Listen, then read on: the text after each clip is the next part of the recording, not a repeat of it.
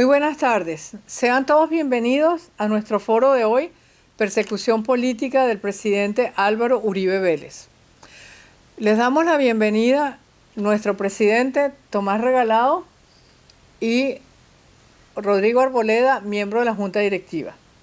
Queremos agradecer de manera muy especial su atento seguimiento de nuestros eventos y pedirles que nos envíen sugerencias y comentarios tanto sobre su contenido como sobre los temas que deberíamos abordar. El Inter-American Institute for Democracy es una institución sin fines de lucro dedicada a promover la libertad y la democracia en nuestro continente. Esto nos lleva a seguir con mucha atención los eventos en países donde la libertad está bajo arresto, como es el caso de Cuba, Venezuela y Nicaragua. También seguimos la evolución en aquellas naciones donde las democracias están en peligro. Tal es el caso de Bolivia, Ecuador, Colombia y México. Hoy vemos con preocupación la situación de Colombia, donde pareciera que comienza a ejecutarse una estrategia de ruptura con el Estado de Derecho.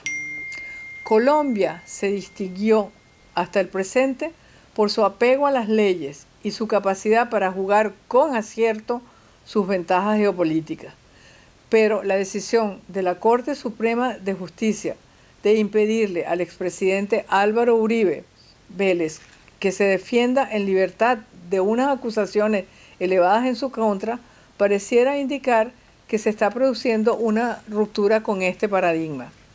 Esto nos lleva a preocupación, porque como es harto conocido, la democracia colombiana está hoy asediada por factores irritantes que pudieran afectar su contenido y su dirección. Dentro de esos factores se encuentran una presión migratoria que no es sujeto de absorción al producirse el colapso de la economía venezolana, lo que ha llevado un éxodo de aproximadamente 6 millones de personas que pasan por Colombia, algunas se quedan, en este caso 2 millones, y el resto han seguido para el resto de los países de América Latina. En segundo lugar están las apetencias geopolíticas de las ideologías totalitarias como son el castrismo y el chavismo, que trabajan para que la democracia colombiana desaparezca.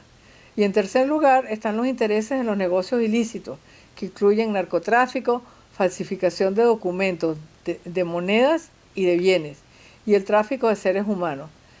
Estos intereses prefieren un Estado fagocitado por sus dirigentes a sueldo a una democracia libre y fuerte. La decisión que priva de la libertad al expresidente Uribe pareciera insertarse dentro de un plan de desestabilización de la democracia colombiana. En efecto, dicha decisión no resiste prueba de imparcialidad jurídica cuando se compara con la decisión del caso Santrich, en el que se inicia una averiguación por supuesta reincidencia en el narcotráfico de un líder de la FARC y se le deja en libertad durante la investigación. Surge entonces la interrogante, ¿por qué se aplican diferentes protocolos a una misma situación? Para despejar esta y otras interrogantes, hemos convocado hoy a un fabuloso panel que está integrado por una destacada banquera, un experto constitucional de Colombia, un destacado escritor y un arquitecto. Sus reflexiones serán articuladas en palabras de cierre por nuestro presidente Tomás Regalado. La mecánica del foro contempla unas intervenciones de 5 minutos para cada panelista y una intervención de cierre de nuestro presidente. Wenceslao Cruz, nuestro director técnico, tomará el tiempo y nos avisará cuando estemos a punto de finalizar el tiempo de cada panelista. Los panelistas van a ser invitados por estricto orden alfabético, pero vamos a iniciar con Carlos Alberto Montaner, que es, además de uno de los escritores más importantes del mundo hispano, es presidente emérito del Inter-American Institute for Democracy y ha sido seleccionado por Foreign Policy como uno de los 50 intelectuales de mayor prestigio e influencia en el mundo iberoamericano. Pero quizás lo más importante de Carlos Alberto es que es un soldado a tiempo completo de la libertad y la democracia, no solo en Cuba, su país de origen, sino en toda América Latina. Carlos Alberto, por favor. Muchas gracias, Beatriz. Bueno, yo iba a leer un trabajo sobre la pésima calidad de los estudios de derecho en América Latina y especialmente en Colombia. Lo cual es curioso porque Colombia fue en una época un país de grandes jurisconsultos, pero hoy en día parece que no es así. Sin embargo, pude ver unas notas curiosísimas que quiero compartir con ustedes. En primer lugar, no hay una sola prueba en contra de Álvaro Uribe, pues en más de 22.000 interceptaciones no existe registro de audio del expresidente hablando con testigos, tampoco pidiendo que se cambien testimonios o dando la instrucción de ofrecer beneficios a testigos para que lo hagan. Estas son las acusaciones que le hacen. En consecuencia, la Corte fundamenta todas sus conclusiones en inferencias, no en pruebas directas. En el caso de Álvaro Uribe se violaron las garantías procesales, pues el abogado de Iván Cepeda denunció al expresidente ante la Corte el 22 de febrero del 2018. Ese mismo día, con una velocidad sin precedentes, la Corte abrió investigación. No obstante, está por escrito, le negó a Álvaro Uribe que existiese un proceso en su contra y el expresidente se enteró de las investigaciones por filtraciones a periodistas. Eso realmente es intolerable. Además, a pesar de solicitarlo en 2 ocasiones, la Corte jamás escuchó a Álvaro Uribe en versión libre. Sin embargo, el magistrado José Luis Barceló investigó ilegalmente al expresidente sin tener competencia, puesto que esto le correspondía a la sala de instrucción. También la Corte agregó al expediente interceptaciones obtenidas ilegalmente en un proceso contra Milton Córdoba, asegurando que éste había dado el celular de Álvaro Uribe, hecho que fue negado por el ex representante. Lo que resulta irónico es que la misma Corte que invalidó las pruebas de computador de Raúl Reyes validó pruebas obtenidas ilegalmente contra el expresidente, violando así el principio del derecho internacional. Y es que nadie se puede beneficiar de su propio ilícito. Sumado a esto, el magistrado Barceló no evidencia cómo consiguió el celular de Álvaro Hernán Prada para chuzarlo un día después de abierta la investigación. No obstante, con sorpresiva celeridad, el 23 de febrero de 2018, Sandra Yepes, magistrada auxiliar de Barceló, y hoy quien hace parte de la JEP, recibió la declaración de Monsalve en la cárcel de la Picota. De igual manera, Iván Cortés, otro magistrado auxiliar de Barceló, y quien también está hoy en día en la JEP, practicó pruebas con inusitada celeridad. Contrario a esto, el magistrado César Augusto Reyes no practicó pruebas esenciales para la defensa de Álvaro Uribe, como escuchar a testigos que afirmaron haber recibido ofrecimiento de Iván Cepeda, Mancuso, el Tuzo Sierra, Monoleche. Sin embargo, el testimonio del Tuzo Sierra fue tomado por Lisa Ruth, investigadora americana ex CIA, certificada para recolectar pruebas con validez procesal en Estados Unidos. Además, se apartó a la magistrada Cristina Lombana del caso por haber sido oficial del ejército y se negó el impedimento del magistrado Héctor Alarcón, quien en el proceso de las cruzadas a la Corte se declaró como víctima. Finalmente, En la orden de detención contra Álvaro Uribe, la Corte compuso copias contra varios testigos que durante la indagatoria declararon a favor de la versión del expresidente. Y esta es una clara coacción a personas a quienes las Cortes les niega la presunción de inocencia. Dentro del proceso político contra Álvaro Uribe, resulta muy importante revisar las actuaciones de Iván Cepeda. Se destaca que el excongresista Juan Carlos Salazar, compañero de Cepeda en la Comisión de Derechos Humanos de la Cámara, declaró que Cepeda utilizó dicha comisión como instrumento para visitar cárceles con propósitos que nunca fueron informados ni autorizados.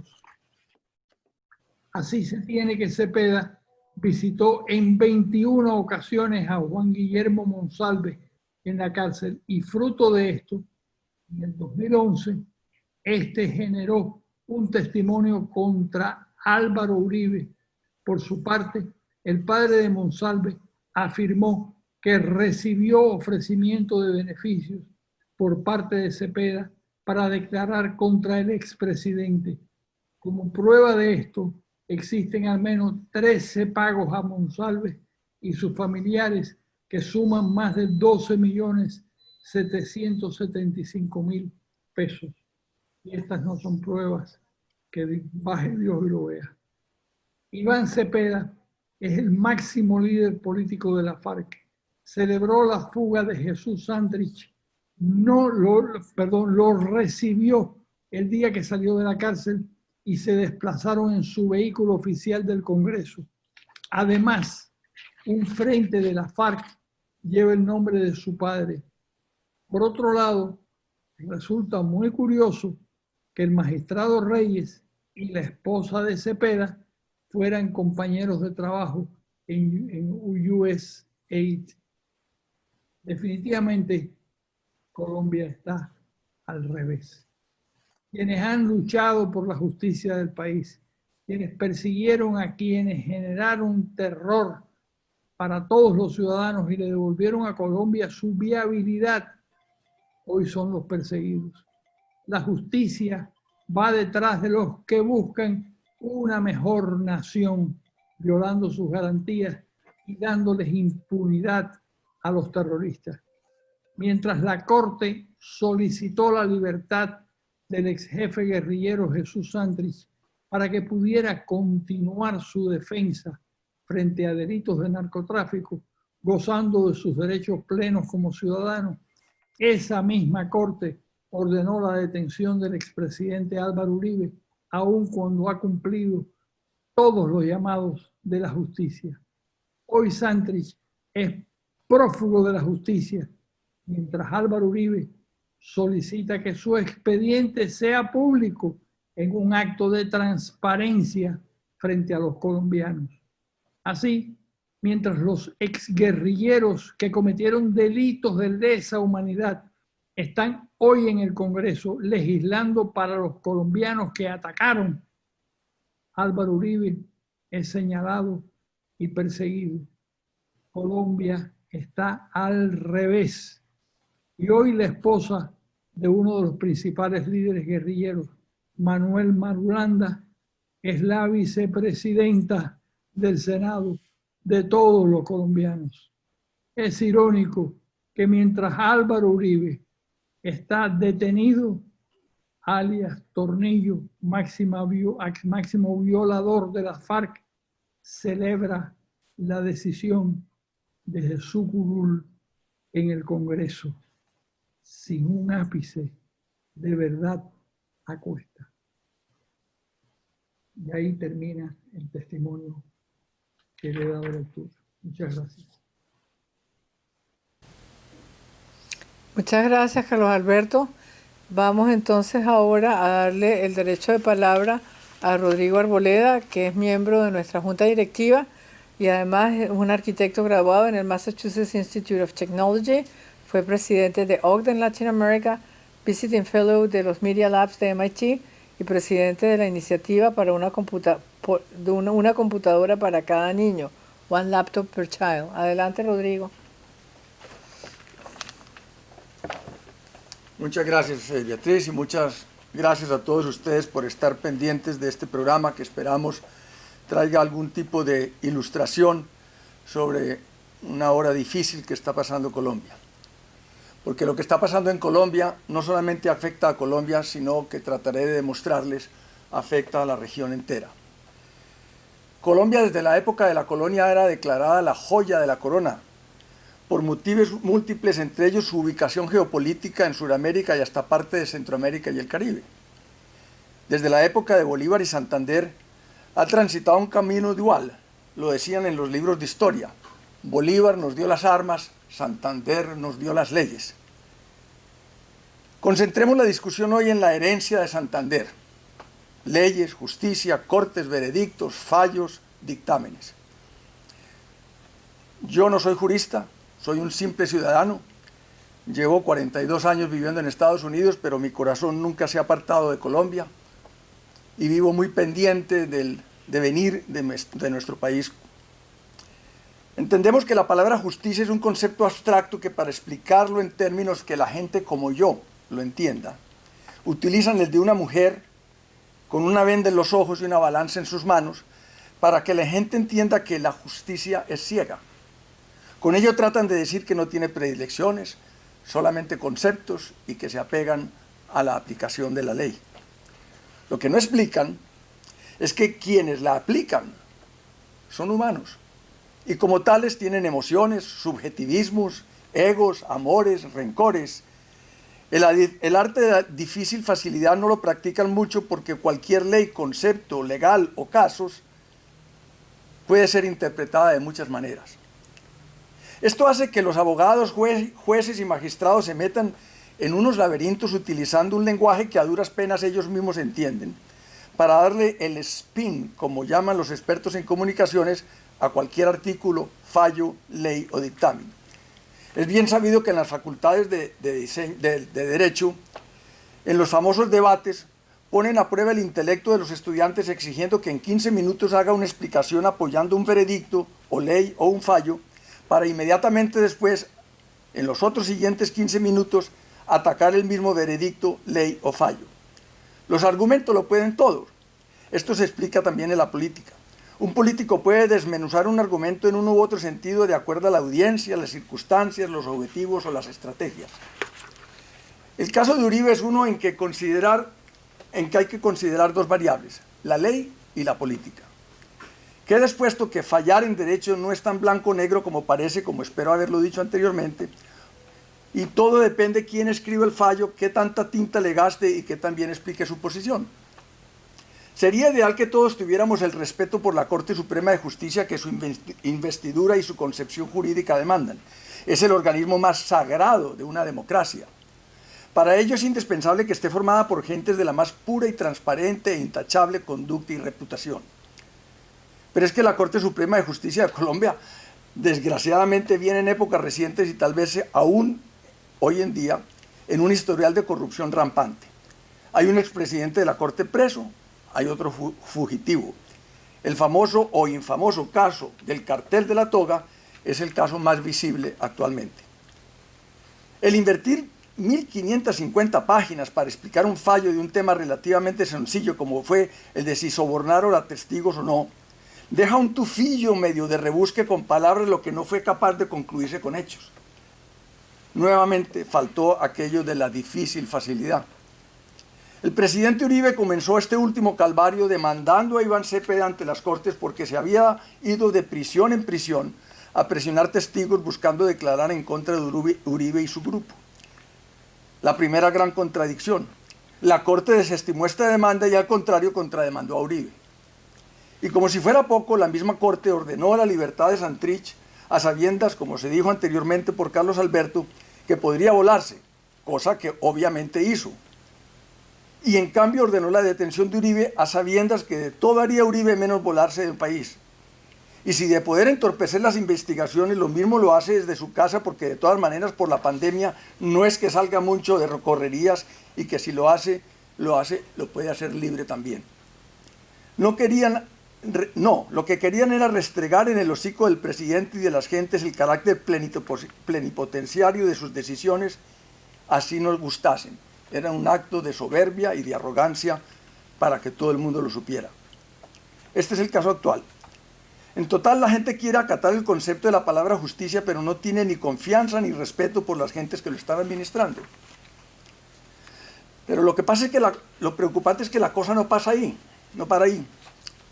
Ayer precisamente hubo una especie de tsunami en Medellín, mi ciudad natal, la capital de la innovación de Colombia, al escuchar que la Junta Directiva en Pleno de las Empresas Públicas de Medellín, con la sigla EPM, había renunciado al alcalde porque éste venía tomando decisiones de importancia que deberían haberse pasado por Junta. Esto, en Antioquia, el estado donde Medellín es la capital, es inaudito.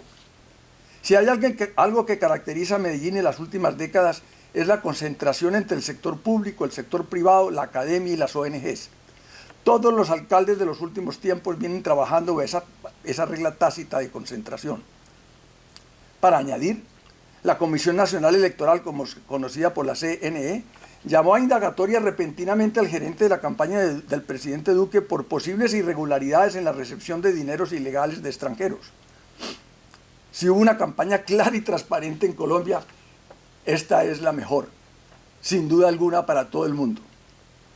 Y para rematar, el alcalde de Medellín, miembro del comité de la campaña del señor Petro a la presidencia, pidió la renuncia del gerente que él mismo nombró hace 6 meses al frente de Ruta N, la otra entidad emblemática de los antioqueños, porque el gerente se negó a emplear personas que el alcalde le envió de corte político y no pasando por el tamiz de la meritocracia, la norma reinante. En esta entidad la gobernanza es similar a la de EPM y por ende goza de un nombre y credenciales internacionales impresionantes. Por algo fue el recipiente de la oficina de la cuarta revolución industrial del World Economic Forum. Para terminar, si es casualidad o no, la sucesión de estos eventos ha despertado en la ciudadanía no solo indignación, sino temor y rabia. Ven el ejemplo de PDVSA en Venezuela, y es imposible no unirlo mentalmente a lo que está pasando con EPM.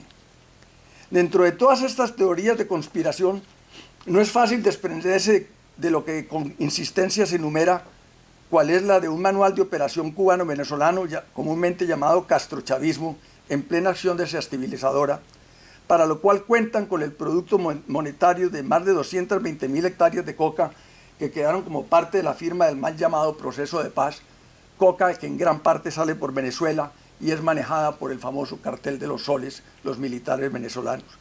Ese dinero entra a Colombia y está financiando en gran parte muchas de las actividades subversivas del país. Se vienen días aciagos en Colombia, si no se logra reversar esta tendencia con visos maquiavélicos en proceso de desarrollo. Lo que se trata de hacer en este momento es un llamado a la cordura, pero a la firmeza y a la defensa de unos valores que en Colombia han sido tradicionales y una democracia que ha resistido muchísimos embates. Y lo que estoy tratando de demostrar es que el caso del presidente Uribe no es aislado, hace parte de una conjura en los cuales el tema de EPM, de Ruta N, de la CNE, hacen parte también. Muchas gracias.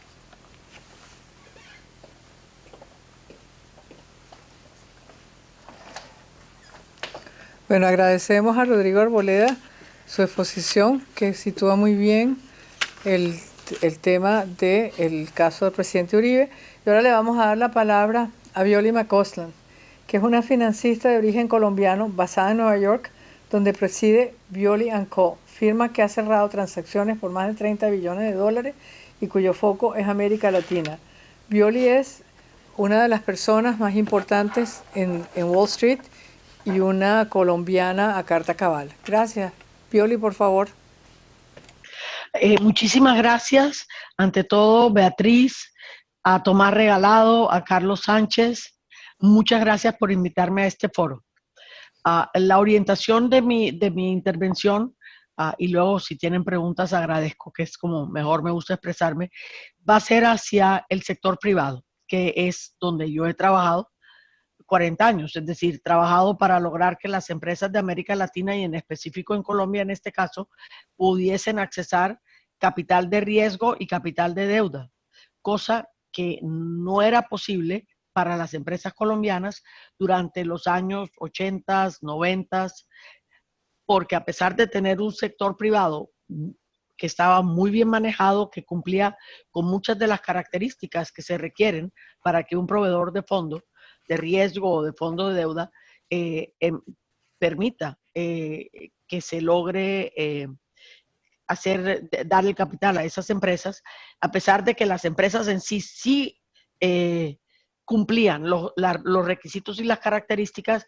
El problema era que el país Colombia no las cumplía por la guerra interna que habría, las guerrillas, por el tema de la corrupción, etcétera. Entonces, hasta que no llegó el presidente Pastrana y luego el presidente Uribe con más fuerza y demostró que iba a haber orden, que iba a haber paz, pero sobre todo que la herencia de un entorno judicial correcto, justo y con poca corrupción iba a proceder mano a mano con el manejo del país, el manejo financiero del país, y por ende las empresas que se venían preparando para poder accesar capital para crecer y lograr ayudar al desarrollo de Colombia, promovido por el sector privado, empezaron a ver la posibilidad de atraer capital de deuda y capital de riesgo también, equity.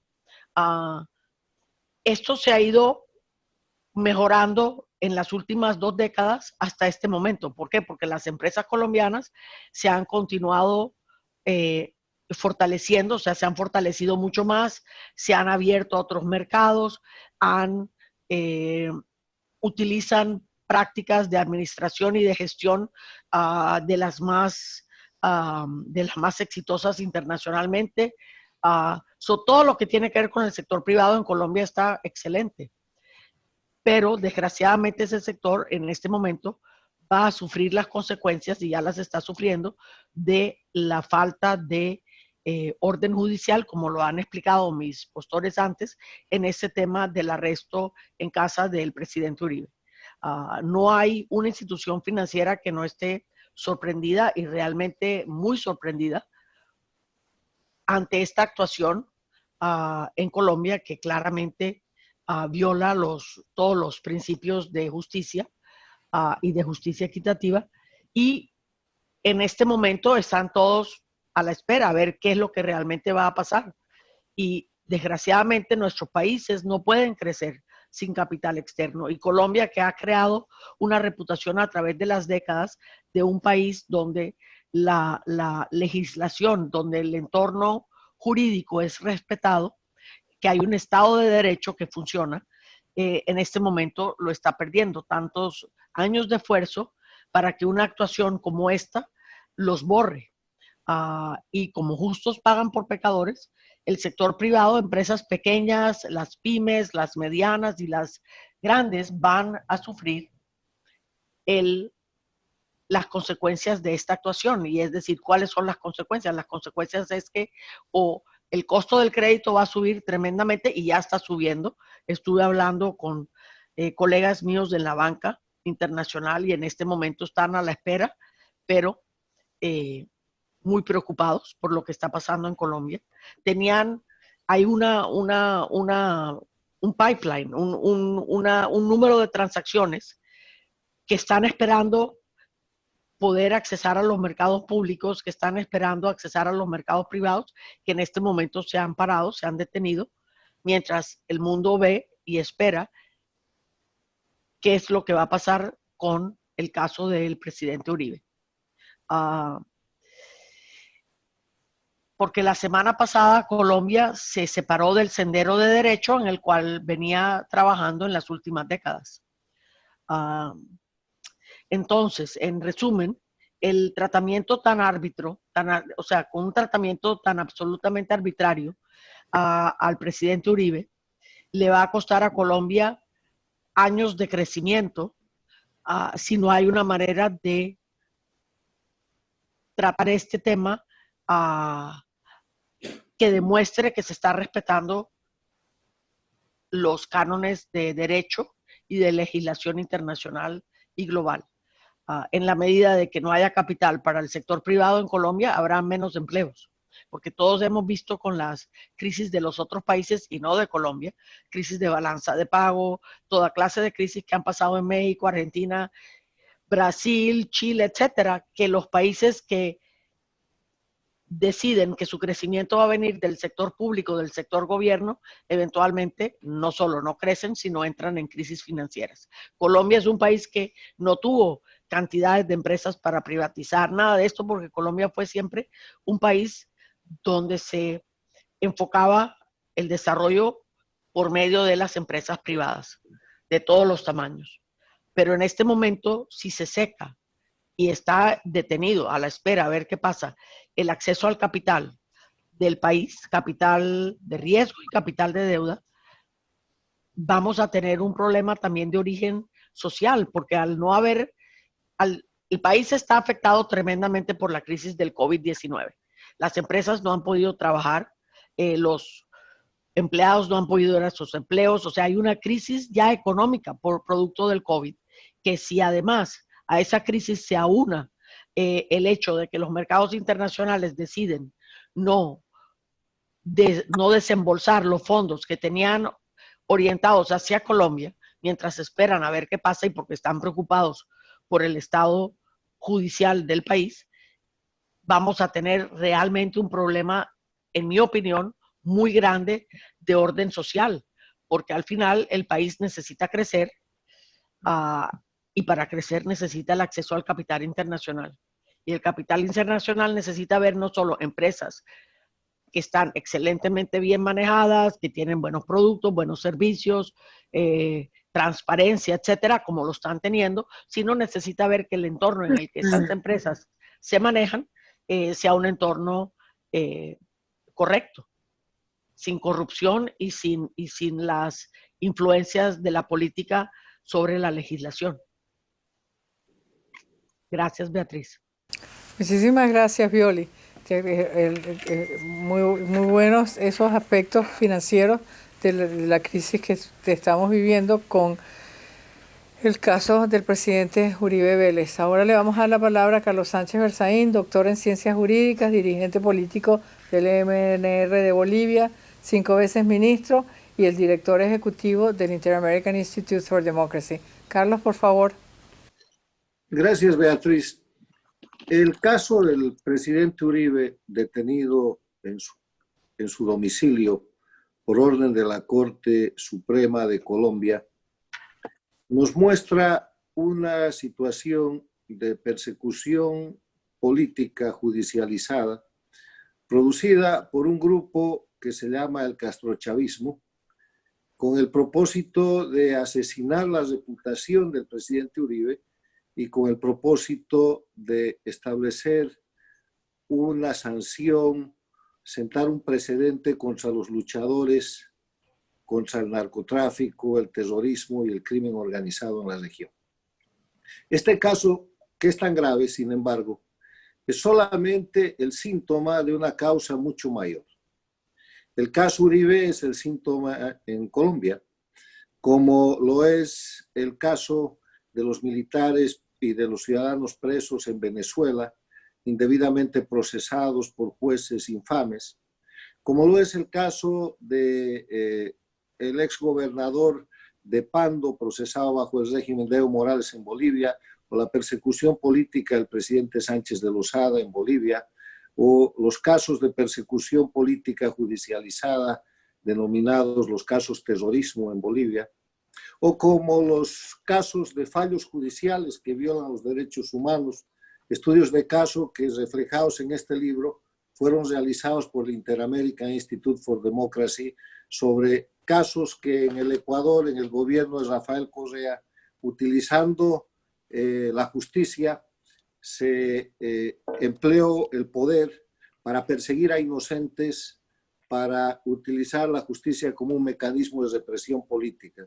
Es lo mismo que pasa en la Nicaragua de Ortega y Murillo, y es lo que pasa desde hace más de 60 años en Cuba, donde, poniendo un ejemplo muy tradicional y muy antiguo, tenemos el célebre caso del embajador Armando Valladares, que fue preso político por casi 23 años, juzgado y sentenciado por un delito que nunca había cometido, o los casos que se presentan ahora mismo contra la gente de la resistencia, la condena contra Ariel Alonso Pérez o el juicio contra José Daniel Ferrer.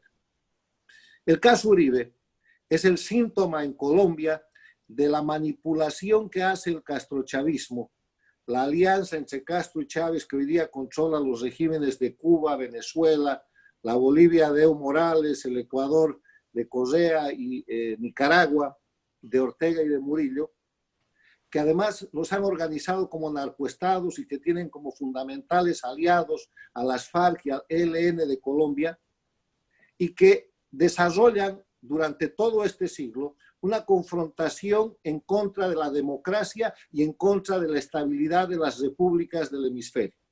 Llegó un momento en las Américas en que el castrochavismo controlaba gran parte de los países e incluso la Organización de Estados Americanos con la gestión de Insulza. En ese momento, el presidente Uribe, en ejercicio de la presidencia de Colombia, realizaba una batalla colosal en contra del narcotráfico, del terrorismo, y solamente hay que recordar algunos hechos.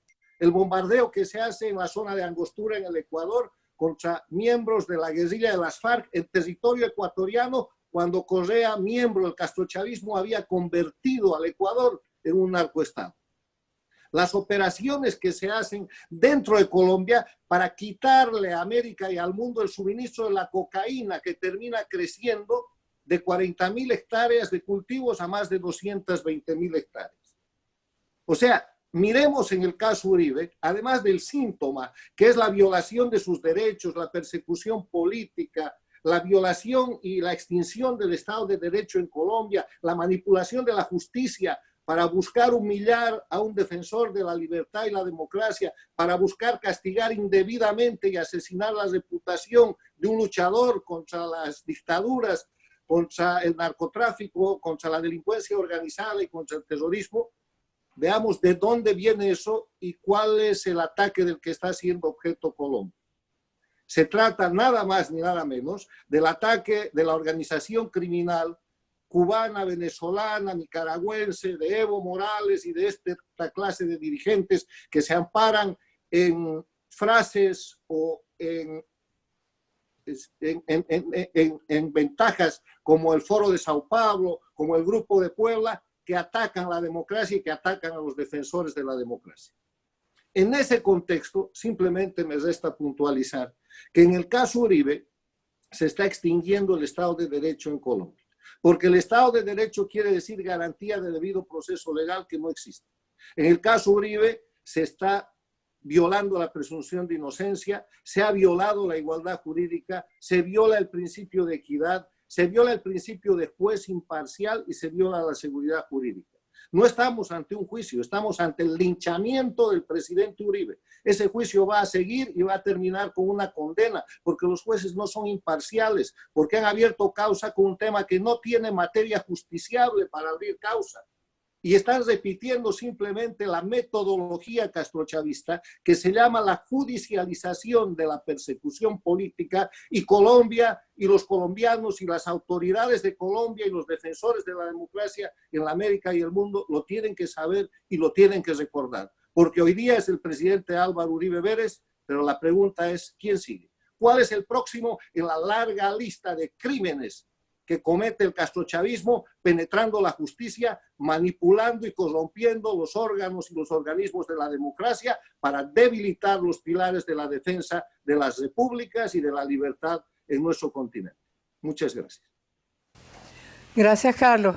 Y ahora tenemos el placer aquí en el Inter-American Institute for Democracy darle la bienvenida al doctor Rafael Nieto Loaiza, abogado graduado en la Universidad Javeriana, columnista y analista político, fue viceministro del Interior y es uno de los grandes impulsores de la Gran Alianza Republicana. Adelante, don Rafael, por favor.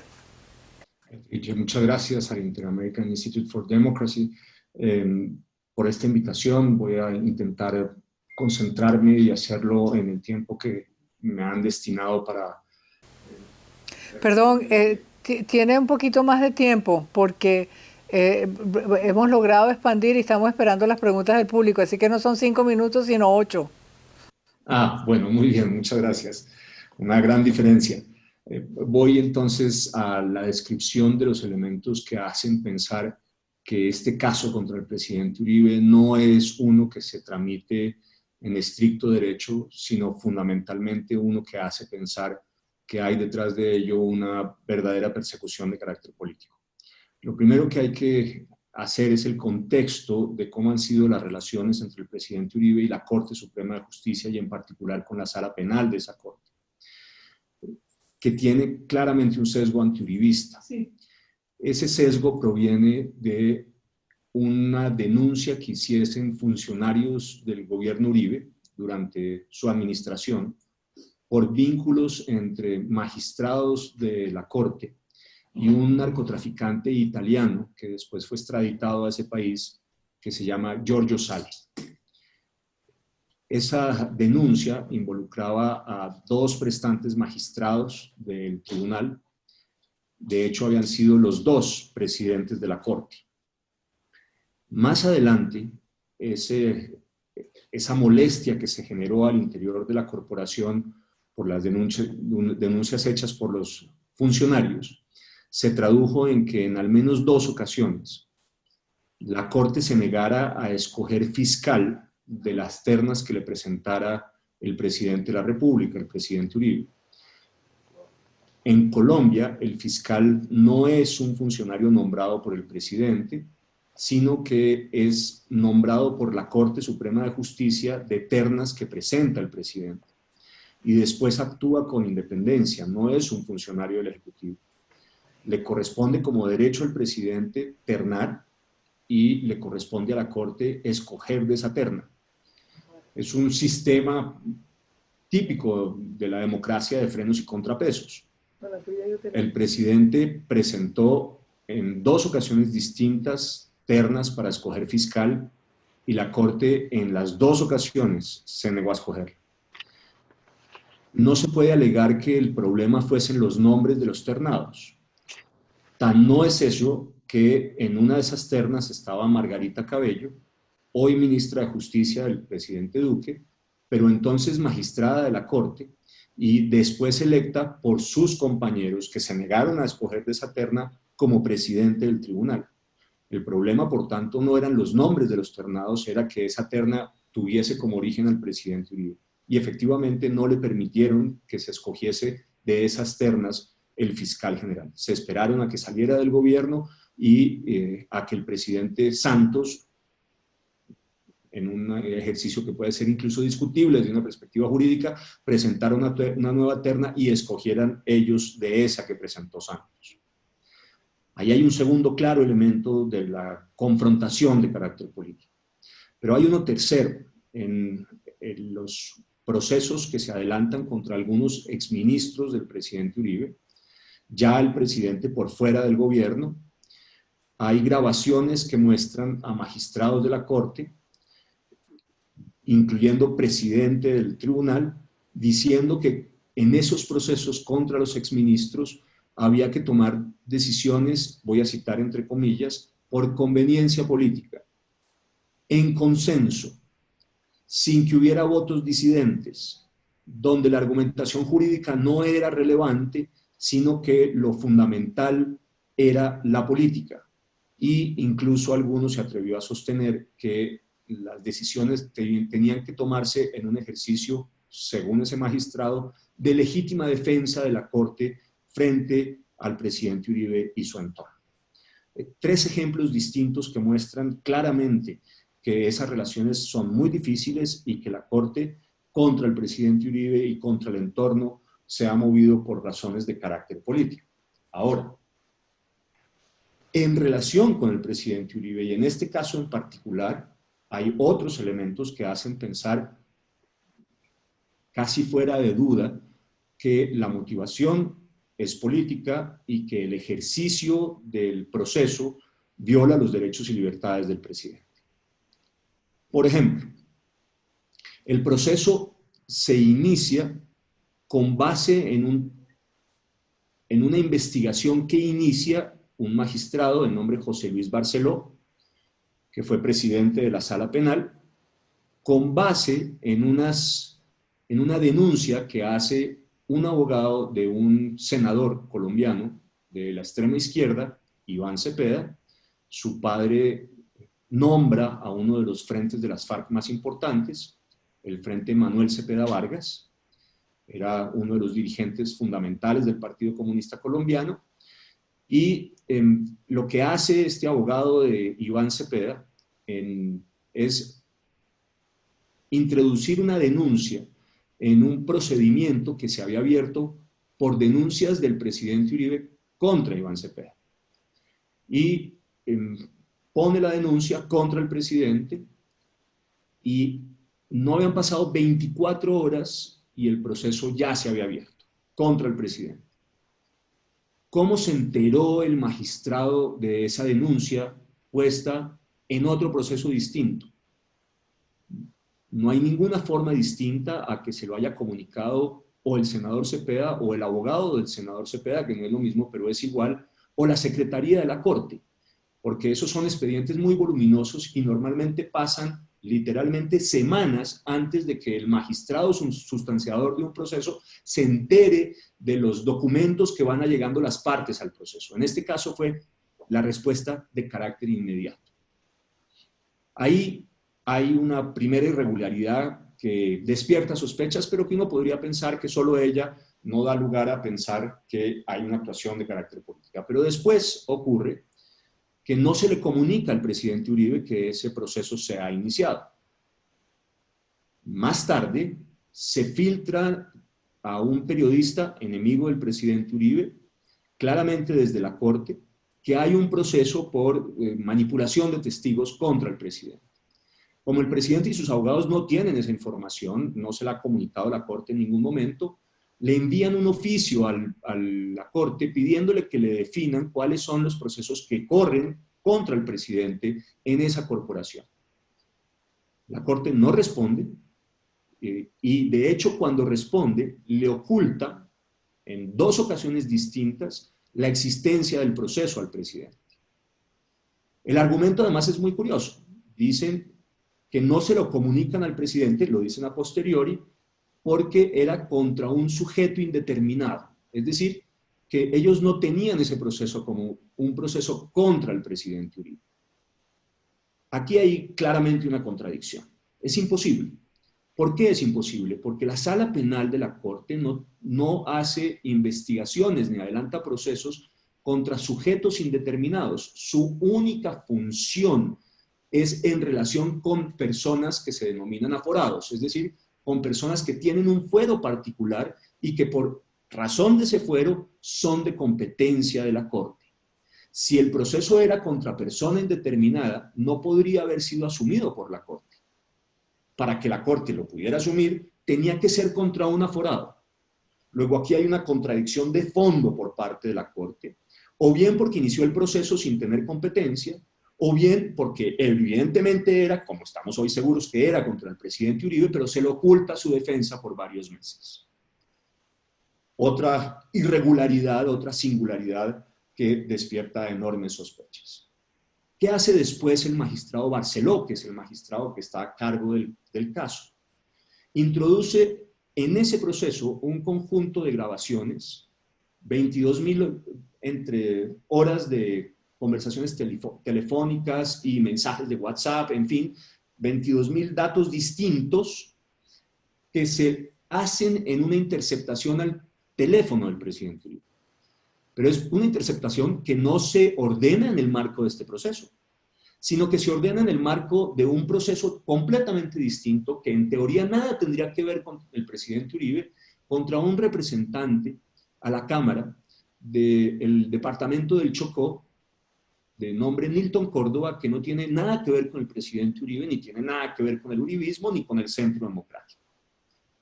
Cuando se tiene conocimiento de esas interceptaciones al teléfono del presidente Uribe y se le pregunta a la Corte por qué ocurrió esa interceptación, dice que fue por error, que lo que ha acontecido según el presidente de la Corte y José Luis Barceló, que son los que hacen las declaraciones públicas, es que ese teléfono del presidente Uribe fue, dicen ellos, entregado por Nilton Córdoba, este representante liberal que estaban investigando, en su versión libre, y que Nilton Córdoba lo dio, el teléfono de Uribe, como si fuera propio, como si fuera de Nilton Córdoba.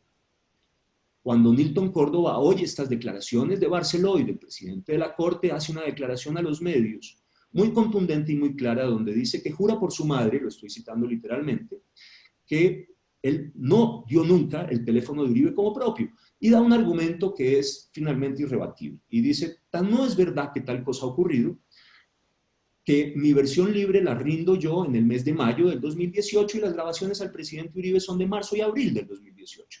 Es decir, ocurrieron antes que yo rindiera mi versión libre y pudiese dar mi número de teléfono. La cosa es más complicada porque cuando se le pide a la Corte que muestre la documentación que prueba que Nilton Córdoba dio efectivamente el número de Uribe como si fuera propio en la versión libre, no entrega esa información.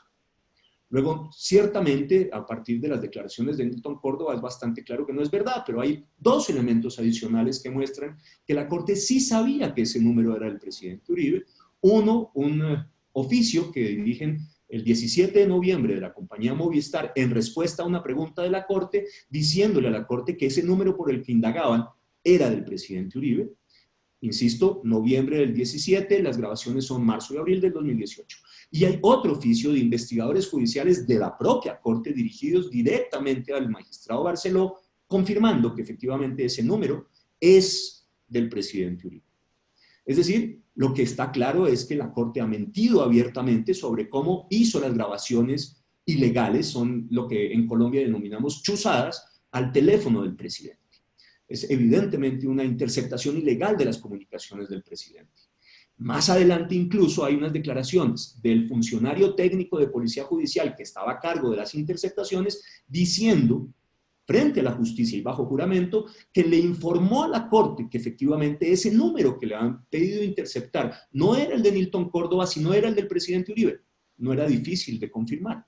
En la primera conversación que se grabó por parte de los organismos judiciales del teléfono de Uribe, es una entrevista del presidente Uribe, hablando él y identificándose claramente con el presidente Uribe, y los periodistas refiriéndose a él como el presidente Uribe, que es exactamente lo que pasa cuando uno tiene esas conversaciones con Uribe. Luego la Corte sabía, desde antes de hacer la interceptación, que era el teléfono del presidente Uribe. Y cuando se hizo la interceptación, porque se lo informó quien estaba haciendo la interceptación, el funcionario técnico, que era el teléfono del presidente Uribe, y aún así por más de 3 semanas siguieron las interceptaciones. Y en lugar de declarar nula la prueba por una violación flagrante de los derechos y libertades del presidente, la legalizan e introducen esa información dentro del proceso judicial. Hay una ventaja enorme. Nada de esas conversaciones muestran de ninguna manera que el presidente hubiera hablado directamente con testigos o hubiera intentado interferir con su testimonio, y por supuesto no hay nada ahí tampoco que muestre que el presidente le haya dado instrucciones o hubiese sabido que su abogado se iba a dedicar a unas tareas de sobornar a los testigos. Pero es un dato indicativo de la manera en que esta Corte maneja el proceso contra el presidente. Más adelante, cuando el presidente finalmente se entera por este periodista que les he señalado a ustedes, que había recibido información filtrada por parte de la Corte, que es también una violación al principio de la reserva sumarial y eventualmente un delito por parte de los funcionarios de la Corte que filtraron esa información al periodista, que había un proceso en su contra, el presidente pide, cuando le confirman finalmente de la Corte que existe ese proceso, que lo reciban en versión libre, es decir, que le permitan ir a él espontáneamente a declarar en la Corte sobre los hechos que se están investigando, y la Corte se niega.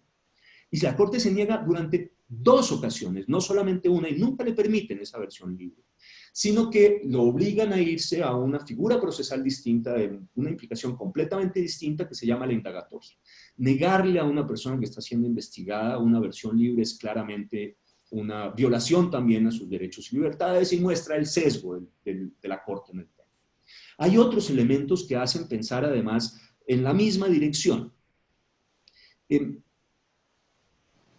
Más allá del hecho de que le nieguen la versión libre, de que no excluyan pruebas recogidas ilícitamente.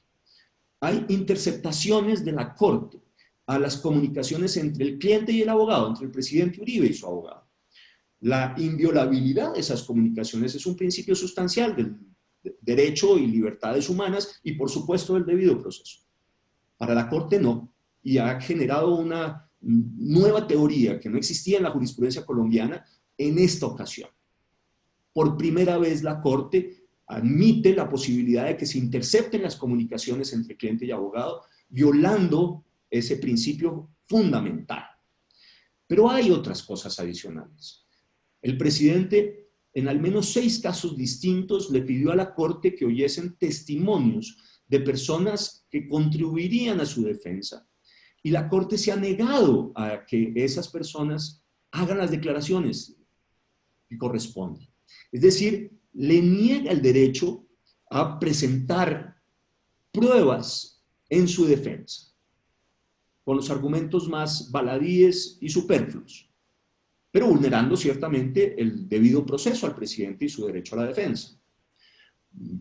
Peor todavía, en un caso en particular que es una de las piedras angulares del proceso, los abogados del presidente no han ni siquiera tenido la oportunidad de contrainterrogar al testigo sobre el cual la Corte construye su caso, que es un fulano de apellido Monsalve, a quien la Jurisdicción Especial para la Paz, creada en el marco del acuerdo entre Santos y las FARC, que se encarga de el juzgamiento de los criminales de lesa humanidad y criminales de guerra, en el marco de ese acuerdo, a este señor Monsalve, que pide ingreso a la JEP, se lo niega a la JEP sobre la base de que no es un jefe paramilitar.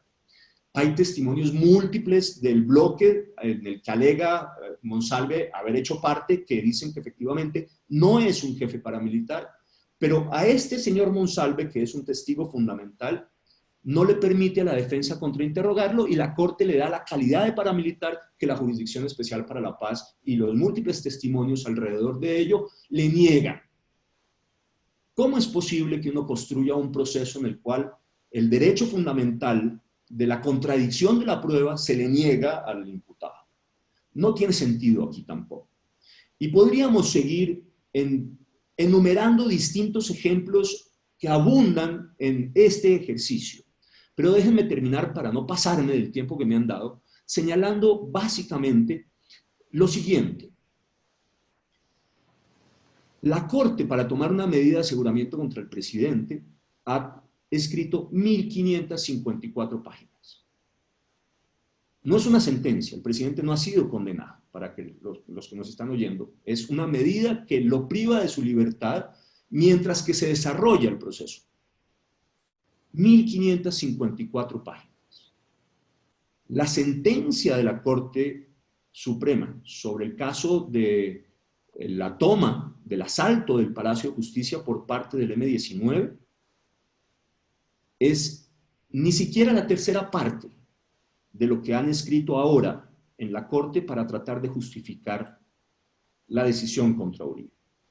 Lo que esconden en esa parrafada enorme es la ausencia de razones sustantivas para haber privado de la libertad al presidente Uribe. Si las hubiera bastado con dos o tres páginas, que es lo que normalmente usa la Corte para enfrentar una medida de aseguramiento.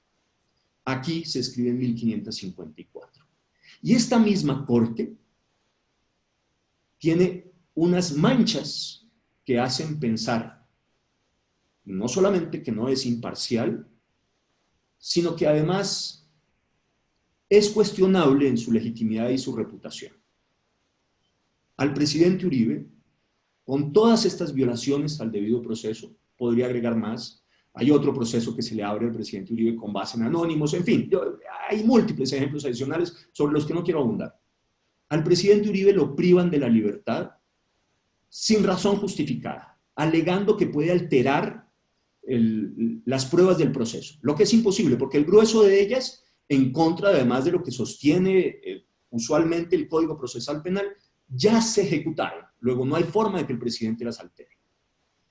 En cambio, a Jesús Santrich, uno de los comandantes de las FARC, que hizo parte del Comité Central, del Secretariado de las FARC, la instancia máxima de esta organización, que estaba detenido por la Fiscalía General, privado de su libertad, sobre el cual obraban múltiples pruebas de su vinculación con el narcotráfico y además una solicitud de extradición por parte de los Estados Unidos, la Corte, a pesar de las múltiples advertencias que se le hicieron de que si lo liberaba se iba a fugar, le dio su libertad.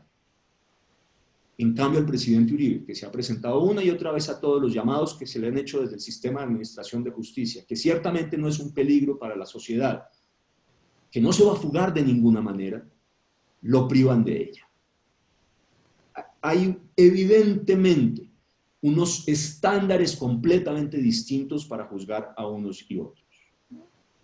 Finalmente, lo cierto es que estos magistrados que tomaron la decisión lo hacen después de haber sido nombrados por otros magistrados, muchos de ellos vinculados a lo que se ha denominado el cartel de la toga.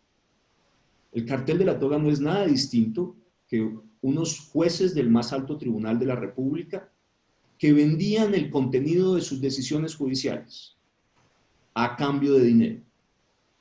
Está probado que ese cartel existía. De ese cartel hay 2 expresidentes de la Corte ya imputados. Hay otro señalado como responsable y hay al menos 2 magistrados más involucrados. Fueron esos magistrados los que escogieron estos y fueron esos magistrados también, algunos de ellos, directamente responsables de estas conversaciones que les he señalado donde se hablaba de la intención de la Corte de tomar decisiones contra el entorno de Uribe por razones políticas. Son estos magistrados los que eligen a los que hoy juzgan al presidente. Y serán estos magistrados quienes, si el presidente es acusado, y yo no tengo duda de que lo será, lo que uno lee en el comunicado de la Corte y después en las 1554 páginas, no es que se vaya a desarrollar un proceso a partir de ahora, sino que ya la decisión de acusarlo está tomada, aunque no lo digan, pues serán esos los que van a juzgar al presidente. No hay garantía de imparcialidad. Ciertamente hay violación sistemática de los derechos y libertades del presidente y del debido proceso. Aquí han ocurrido cosas por primera vez en la historia judicial colombiana, todas ellas contra el presidente, con clarísimos conflictos de interés y, en mi opinión, con un sesgo antiuribista que es incuestionable. Muchas gracias. Bueno, agradecemos profundamente al doctor Nieto esta exposición sobre el caso del presidente Uribe y tenemos muchísimas preguntas. Voy a hacerle preguntas antes a los otros panelistas porque las suyas son muchas y las quiero resumir en una sola. Vamos a preguntarle a Violi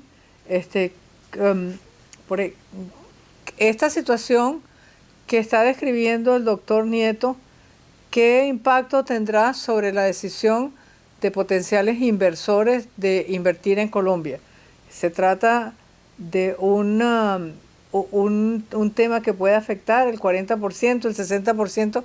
¿Cuál va a ser la reacción de los inversores al conocer este sistema de arbitrariedad instalado en la Corte Suprema de Justicia de Colombia? Gracias, Beatriz, y gracias a las preguntas. Esto ya ha afectado el pipeline, o sea, la consecución de capital para las empresas privadas en Colombia. Capital de deuda y de riesgo, ambos están en hold porque hay una gran alarma en los mercados financieros al ver que Colombia de súbito se apartó de forma tan arbitraria de lo que se conocía en Colombia como un país donde las leyes se respetaban, etcétera, con problemas como todos, pero donde la orientación del país era hacia un entorno jurídico estable y aplicado correctamente. De nuevo, en todos los sectores jurídicos hay casos que pasan, donde hubo una corrupción de un juez, etcétera, pero no se entendía que la Corte Suprema de Colombia estaba comprometida de la misma manera como estaban comprometidos ciertos juzgados de menor importancia. Al haber ocurrido esto contra una figura que es muy respetada en los ámbitos financieros internacionales, que es la del presidente Uribe, porque como dije, anteriormente, antes del presidente Pastrana y Uribe en particular, los mercados estaban cerrados por completo para las empresas colombianas, no importa si fuera Bavaria, si fuera una de las empresas de Medellín, como la Noel, etcétera. No había dinero externo para estas empresas por más exitosas que fueran. Al poder hacerse el argumento que Colombia nunca entró en una crisis de balanza de pagos, que respetó sus pagos internacionales, que las empresas estaban manejadas correctamente, que las empresas tenían excelente gestión, excelentes tecnologías, etcétera, y que el entorno jurídico de Colombia era un entorno estable y que se respetaba, se empezaron a abrir los mercados y el apetito de los inversionistas internacionales y de los que prestan el dinero. En este momento está todo en hold. Vamos a mirar y está viendo si realmente esto es una tendencia arraigada en este momento en todo lo que los ponentes anteriores han hablado de influencias de Cuba y de otros países, o si fue una anomalía que se va a corregir. En la medida en que no sea una anomalía que se va a corregir y pues escuché con mucho respeto la ponencia anterior, donde se dice que se va a condenar al presidente. Si eso sucede, y dado de que no hay nada que se haya presentado al mundo que indique que es algo correcto y un juicio, digamos, basado en realidades, entonces, tristemente, el sector privado colombiano se verá afectado o por alzas en el costo del capital gigantescas, lo cual de por sí evita que el sector privado pueda prestar los dineros necesarios para continuar en el desarrollo, o simplemente no habrá. Yo pienso que va a ser una combinación de ambos. Algunos no van a querer entrar en este enredo colombiano y simplemente van a prestar a otros países con altas calificaciones y también con perspectivas de crecimiento, porque en Colombia lo más atractivo es que ha habido un desarrollo sostenido muy bueno en el área de alimentos, en el área de empresas que usan tecnología. La parte emprendedora de Colombia siempre se habla, digamos, en los últimos 8 o 10 años se ha visto como un sector pujante y exciting, como dicen aquí. Y la infraestructura y la carencia de infraestructura también son atractivos para los mercados internacionales, pero nadie quiere entrar en un país donde no haya un marco jurídico estable y se haya realizado algo a una figura muy respetada con tanta impunidad. Entonces yo creo que el sector privado de Colombia va a tener que unirse o ver qué es lo que van a hacer para poder continuar con su acceso a capital que tenía antes de este hecho. Ay, muchísimas gracias, Fiori. Te quería preguntar a Carlos Alberto Montaner si cómo ve él, la pregunta es, ¿cómo ve usted el sistema jurídico colombiano en comparación con otros sistemas del hemisferio? ¿Este caso del presidente Uribe se ha presentado con anterioridad o es un caso único y es el primer precedente de violación de los derechos los derechos a la defensa de una personalidad tan relevante como el presidente Uribe? Bueno, realmente sí ha habido casos previos donde ha habido ciertos atropellos, pero nunca como el caso de Uribe. El caso de Uribe es realmente extraordinario. Y es extraordinario porque está la huella de lo que dice Nieto, de lo que dice Carlos. Es decir, la huella de esas personas que están interesadas en destruir la reputación y en destruir al presidente Uribe, porque es un hombre que tiene cierto peso en la opinión pública de su país. Yo diría que es uno de las personas que tienen más peso en la vida pública colombiana, y lo que están intentando hacer es maniatarlo, callarlo, destruirlo. Realmente es vergonzoso lo que está sucediendo en ese sentido, Beatriz. Gracias, Carlos Alberto. Ahora tenemos una pregunta aquí para Carlos Sánchez Berzaín. ¿Qué medidas cree usted que el gobierno actual o la ciudadanía o ambos puedan o deban tomar para corregir un problema que amenaza la estabilidad de la democracia colombiana? Hay dos tipos de medidas. Primero, la medida particular. Los jueces que actúan con doble estándar simplemente cometen delito de prevaricato. Y con todos los antecedentes que ha mostrado el doctor Nieto en su exposición, hay demasiados jueces en el sistema de justicia de Colombia.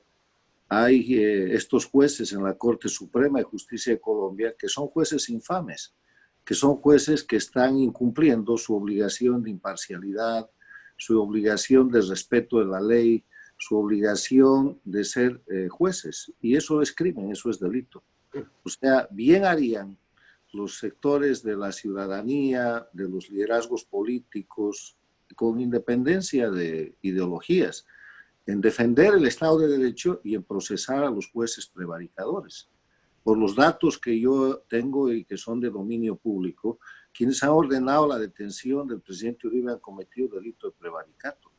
Y eso es un proceso penal que los tiene que llevar a la cárcel, además de hacer cesar los actos criminales que están cometiendo contra la víctima, que en este caso es el presidente Uribe. Eso en el tema particular. Y en el tema general, hay que estar conscientes de que Colombia es el trofeo, es el objetivo más grande que el castrochavismo, Cuba y Venezuela tienen en las Américas.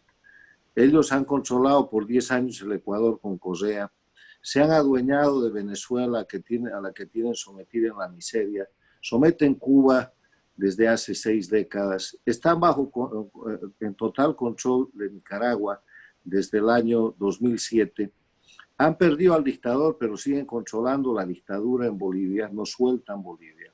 Tienen un sistema transnacional de narcoestados, ahora apoyado por el gobierno de Fernández Kirchner desde la Argentina, y son una amenaza para la paz y la democracia en las Américas.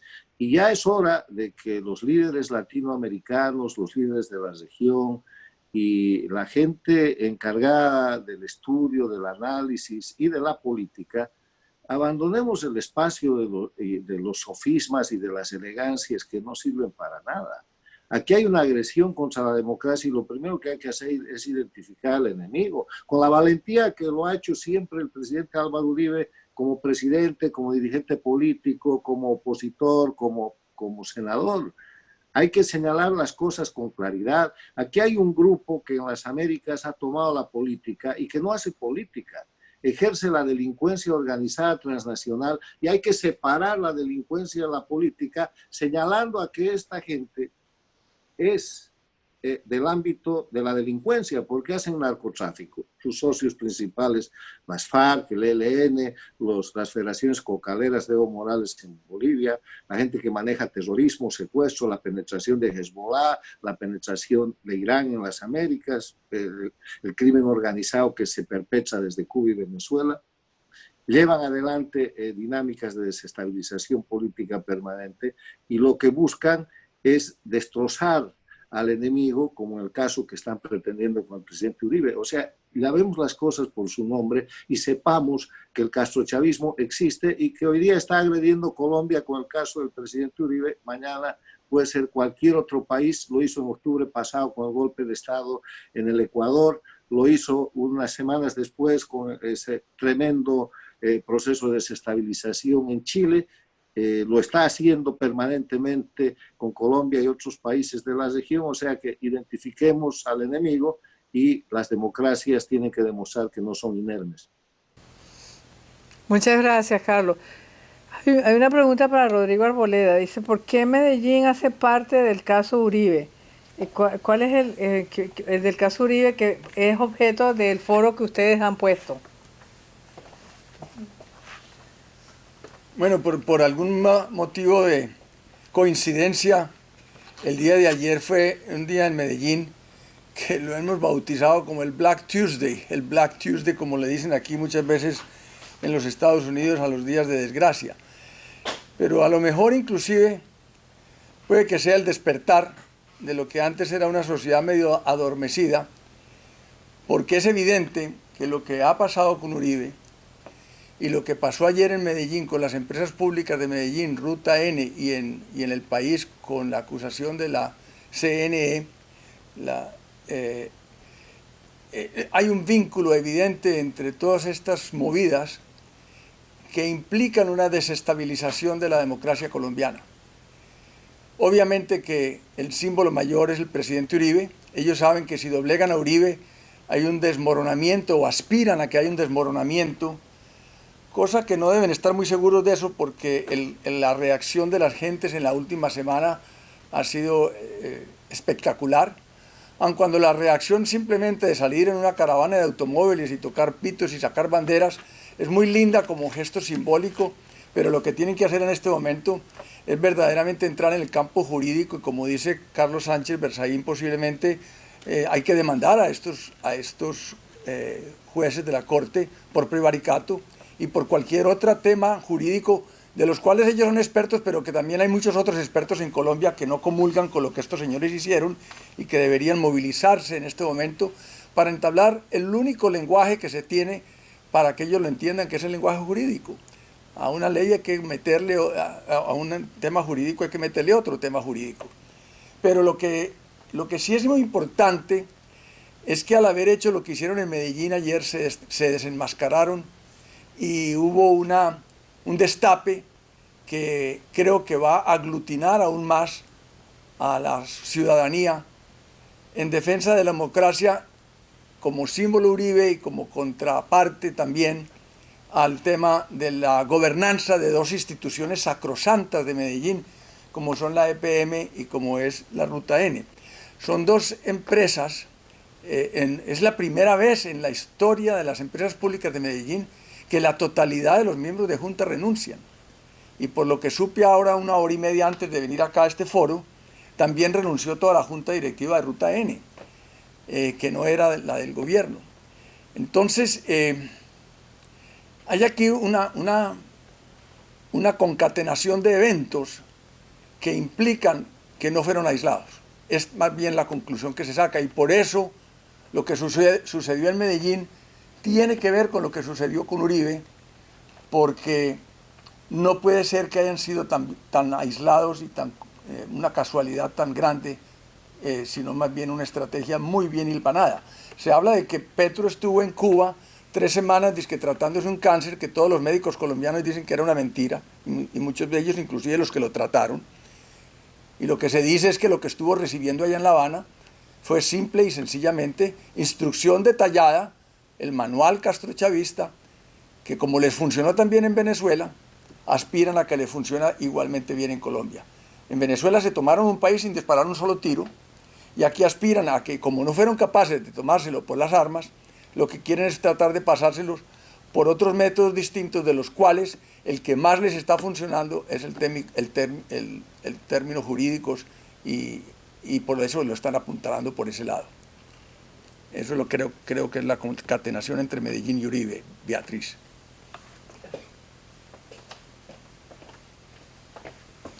Bueno, y ahora hay muchísimas preguntas para el doctor Rafael Nieto, pero vamos a englobarla en una sola, que es todos las personas que han seguido este foro quieren saber qué es lo próximo que va a seguir en el caso del presidente Uribe, cómo se puede contrarrestar esta barbarie y qué se puede hacer para apoyar el caso o para poder lograr que instancias internacionales se pronuncien sobre el caso del presidente Uribe.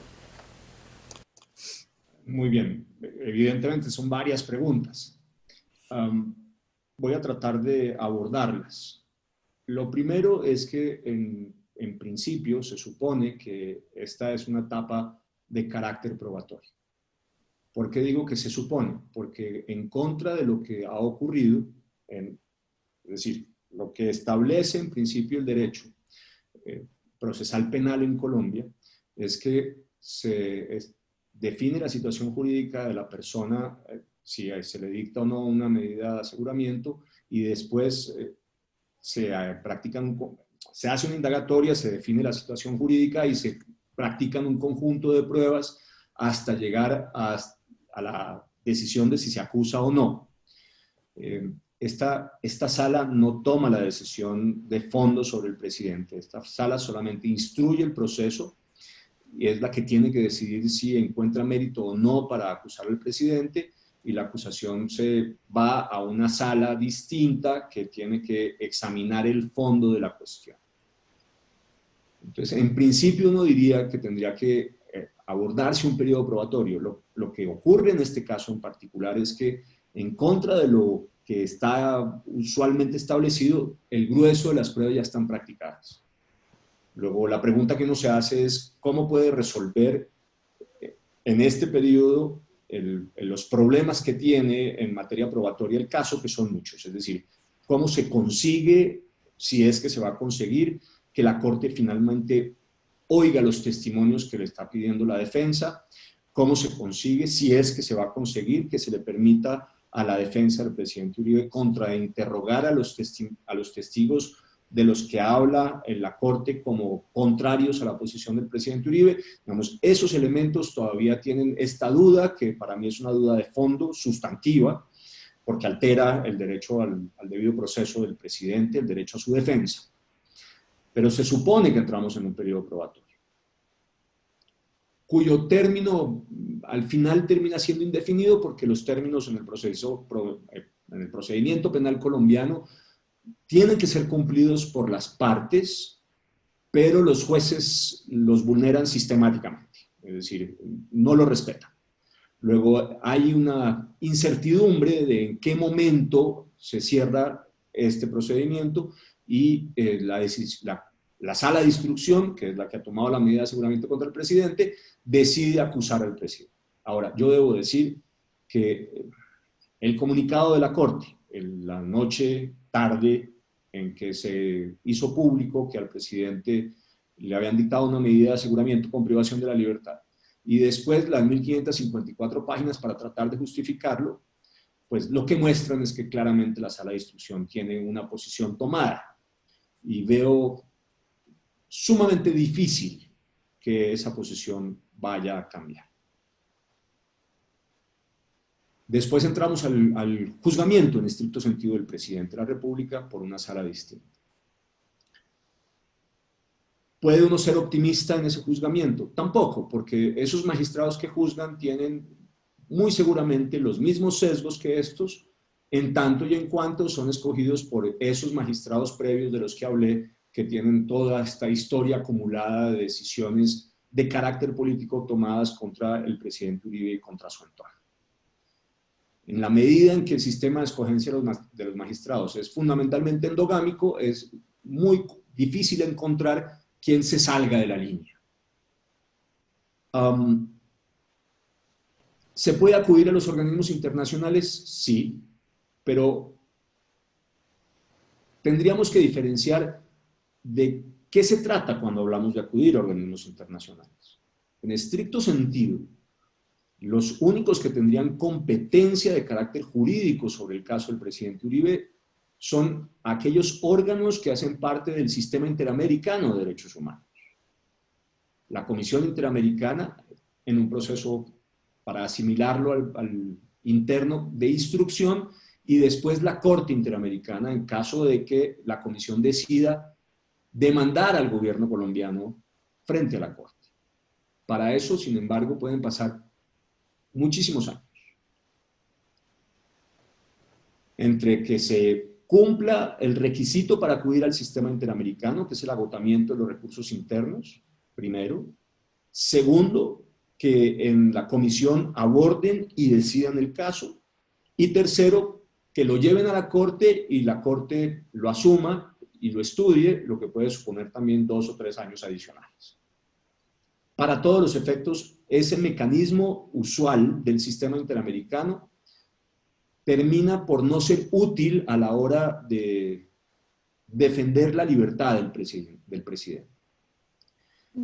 Cabe la posibilidad, sin embargo, de acudir a la Corte y alegar que esta decisión contra el presidente de privarle de su libertad es arbitraria y vulnera no solamente los derechos del presidente en estricto sentido, sino también los derechos de representación democrática que tienen los 855.000 electores del presidente. El presidente es el senador más votado en la historia de Colombia de lejos, muy por encima de cualquier otro nunca. Y por supuesto tiene un espacio de representación más allá de lo que él como figura política dominante de todo el panorama político colombiano de los últimos 20 años es. El presidente Uribe, recuerden ustedes, gana en la primera vuelta del 2002, gana de manera muy sobrada en la primera vuelta en el 2006 su reelección, elige al presidente Santos, sin cuyo apoyo, el de Uribe, Santos no hubiera podido ser presidente, gana la primera vuelta del 2014 con Oscar Iván Zuluaga. Si se pierde en la segunda es porque a la campaña de Santos ingresan los dineros de Odebrecht en cantidades muy sustantivas y porque le montan otro escándalo a Oscar Iván Zuluaga, otro escándalo judicial, un montaje también, hoy está probado, que se llama el escándalo del hacker. Que los dos elementos, Odebrecht y hacker, terminan siendo determinantes para el triunfo de Santos. Uribe vuelve a ganar en el plebiscito de octubre del 2016, gana las parlamentarias del 2018, el Centro Democrático, el partido de Uribe, es el partido más votado y con más representación política en el Congreso, y gana la presidencia de la República con el presidente Duque. Uribe es el gran dominador, el gran elector de la política colombiana en los últimos 20 años. Pero no me refiero a ese papel, que es, por supuesto, en parte lo que explica los ataques sistemáticos contra Uribe de ciertos sectores en Colombia, que no lo logran derrotar en las urnas, pero deciden hacerlo a través de procedimientos judiciales y a través de ataques reputacionales para erosionar su imagen dentro de la ciudadanía. Aquí no me refiero a esos elementos, sino a uno que es verdadero y real. Es que están sacando del juego democrático, sin que haya sentencia condenatoria, al senador de lejos más votado en toda la historia del país. Y por tanto, uno debería construir un caso frente a la Corte, buscando su amparo de no solamente los derechos y libertades conculcados al presidente Uribe, sino, insisto, los derechos de representación democrática conculcados a sus 855.000 votantes. Así que si ustedes me preguntan, yo creo que esas acciones son fundamentales. Esta debería ser de carácter inmediato. Se puede acudir a otros organismos internacionales, a la Comité de Derechos Humanos de Naciones Unidas, sí, pero no tienen competencia de carácter jurisdiccional sobre Colombia y lo único que podrían hacer son pronunciamientos de carácter político no obligatorios. Dudo mucho que un pronunciamiento de esta naturaleza vaya a cambiar la posición de la Corte, en este caso en particular. Ya ha dado muestras la Sala Penal de la Corte de no aceptar estas recomendaciones. Voy a dar un ejemplo concreto, el de Andrés Felipe Arias, un exministro de Agricultura del presidente Uribe, también en mi caso claramente objeto de una persecución de carácter político, en frente del cual el Comité de Naciones Unidas, de Derechos Humanos de Naciones Unidas, le dijo al Estado colombiano, con referencia específica a la Corte Suprema de Justicia, que había que darle el derecho de segunda instancia, y la Corte se negó sistemáticamente, a pesar de esos pronunciamientos del sistema universal de derechos humanos, a aceptar una segunda instancia para Andrés Felipe y para otros aforados. Tuvo que ser una decisión de la Corte Constitucional, después de muchísimos años, la que permitiera crear una segunda instancia. De manera que en eso no soy optimista, pero por supuesto, con esto no estoy diciendo de que haya que no ejercer este tipo de acciones en relación con el sistema universal de derechos humanos, y tienen un valor simbólico, un valor representativo, un valor político, más allá de su impacto en materia jurisdiccional. Ahora, creo que por otro lado, la defensa del presidente Uribe tiene que, en la línea de lo que ha sugerido Carlos Sánchez, pensar en presentar demandas penales por distintos delitos contra investigadores de la Corte y magistrados auxiliares de la Corte que han tomado decisiones claramente contrarias a derecho. Eso tendría que hacerse en la Fiscalía General de la Nación. Estos funcionarios no tienen fuero, por tanto no tienen un juez específico, como sí lo tiene en su carácter de senador el presidente Uribe. Habría que pensar también en presentar unas demandas contra los magistrados de la Corte, porque aquí creo también que se han configurado distintos delitos. Esa demanda se tiene que presentar porque los magistrados tienen fuero en frente de la Comisión de Acusaciones de la Cámara de Representantes, que desafortunadamente, hay que decirlo, no tiene un récord de actuar de manera diligente y de adentrarse al final en acusaciones contra las personas que son objeto de su investigación.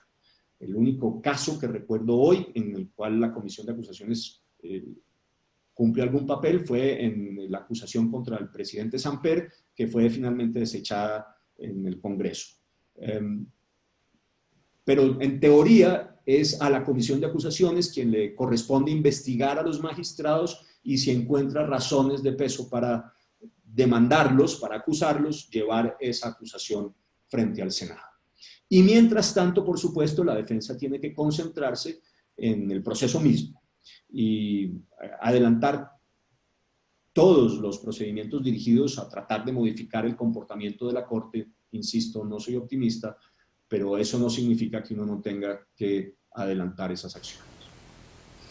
Muchísimas gracias, doctor Nieto. Y ahora le voy a dar el derecho de palabra a nuestro presidente, don Tomás Regalado, que nos va a dar las palabras de cierre a este foro.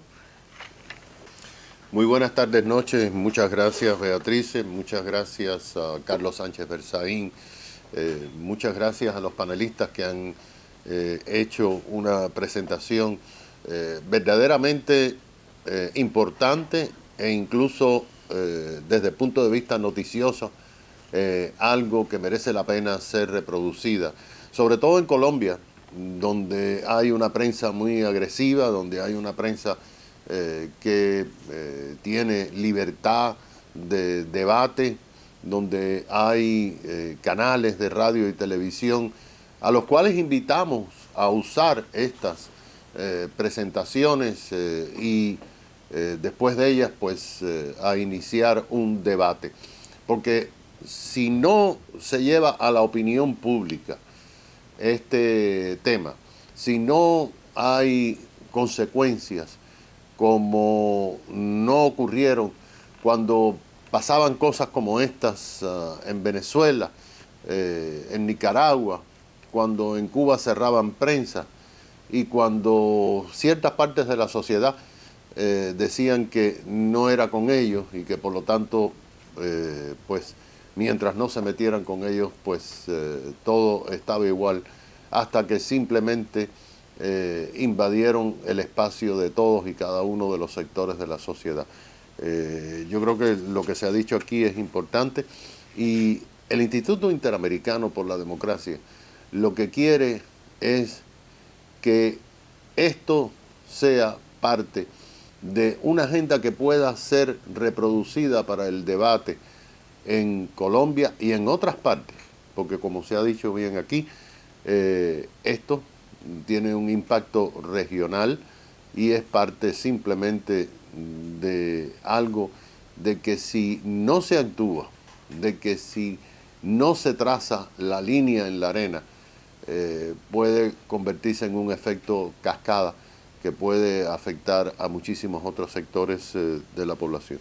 Yo creo que estos foros son necesarios, son importantes, son fundamentales, pero estos foros también sirven para iniciar un debate nacional en los países donde se escuchan y donde se dirigen los distintos panelistas a analizar la situación. Esa es la idea del Instituto Interamericano, un tanque de pensamiento que le da a la sociedad civil las herramientas para iniciar un debate más amplio sobre este y otros temas. En nombre del Instituto, pues los invitamos a que esto tenga un efecto multiplicador. Sabemos que habían y hay muchas personas conectadas, pero estas personas deben pasar a otras personas y deben instar a la prensa a que estas ponencias sean parte de este debate nacional. Muchas gracias y buenas noches.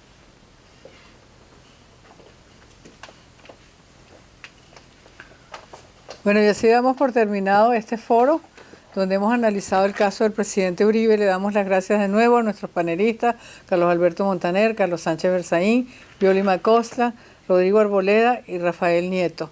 Nos vemos en nuestro próximo foro. Gracias por su fidelidad, gracias por su asistencia y manos a la obra. Hay que defender la democracia y la libertad en América Latina.